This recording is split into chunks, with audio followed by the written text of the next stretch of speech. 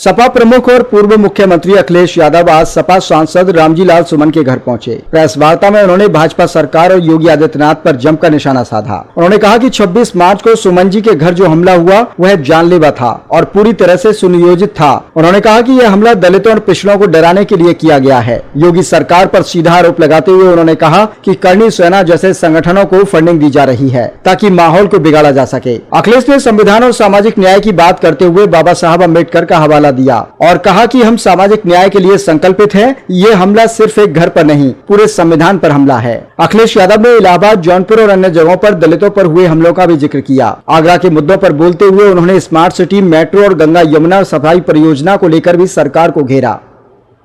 इसलिए बड़े पैमाने पर पिछले दलित बच्चे जनरल में नौकरी पा गए थे, लेकिन इस सरकार ने 4 दिन बाद रिजल्ट बदल दिया और उसका परिणाम ये हुआ कि पिछले दलित और आदिवासी बच्चे जो जनरल में आ गए थे उन्हें अपनी कैटेगरी में भेजा गया और उस कैटेगरी भेजने की वजह से 1700 बच्चे पिछड़े और दलित और आदिवासी नौकरी से बाहर कर दिए गए थे। मैंने अपने सामने एक कुशवा नौजवान को आगरा का रोते हुए उसकी बात को सुना था और रोते हुए कह रहा था कि मैं भर्ती हो गया था लेकिन मुझे भर्ती से निकाल दिया गया, आरक्षण मुझे मिल गया था लेकिन मुझे आरक्षण से बाहर कर दिया गया।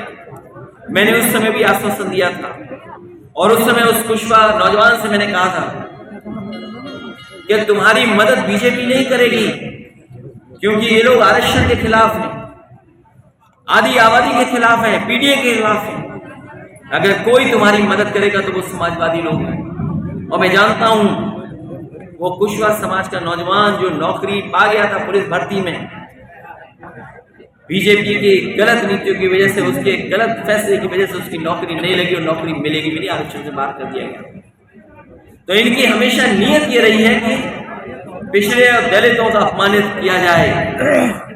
हम सब लोग पीडीए परिवार के सम्मान के लिए हमेशा उनके साथ खड़े दिखाई देंगे। पूर्वकालिक जाता है, लेकिन आपने जो राणा सांगा के सबूत हैं बड़े बड़े हैं। राणा सांगा की पत्नी कर्मावती ने भी बाबर के बेटे हुमायूं को बुलाया था। ये जो ना पन्ना धाई के पन्ना मैंने आपसे कहा और मैंने लोकसभा में भी कहा, कई मौकों पर मैंने कहा, तो आप इस मुद्दे मैं कई मौकों पर कहा जो इतिहास हमें आगे ना बढ़ाता हो, जो इतिहास हमारे आपके बीच में दूरियां पैदा करता हो, जो इतिहास समझने से हमारी प्रोग्रेसिव पॉलिटिक्स को ठेस पहुंचती हो, उस इतिहास को इतिहास ही रहना चाहिए।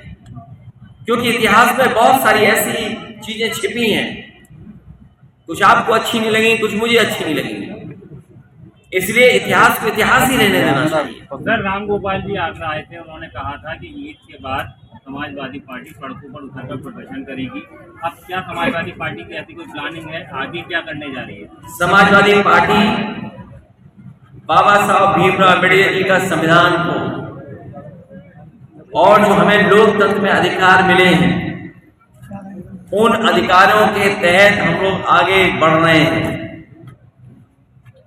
और हमें पूरा भरोसा है अपने संविधान पर, कानून पर।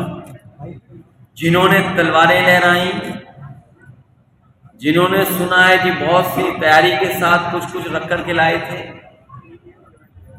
और जिन्होंने गालियां दी हैं जो आज भी सोशल मीडिया पे चल रही हैं,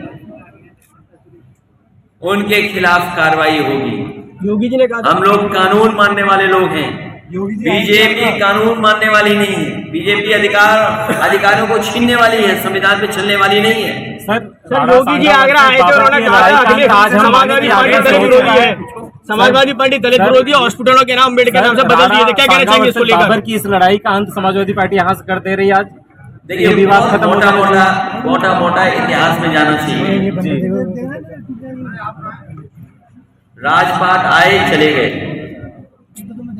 कभी किसी का राज था, मुगलों ने राज कर दिया, फिर मुगलों का राज चला गया, अंग्रेजों ने राज कर लिया, फिर हम सब हिंदुस्तानी मिलकर के अंग्रेजों को हटा दिया।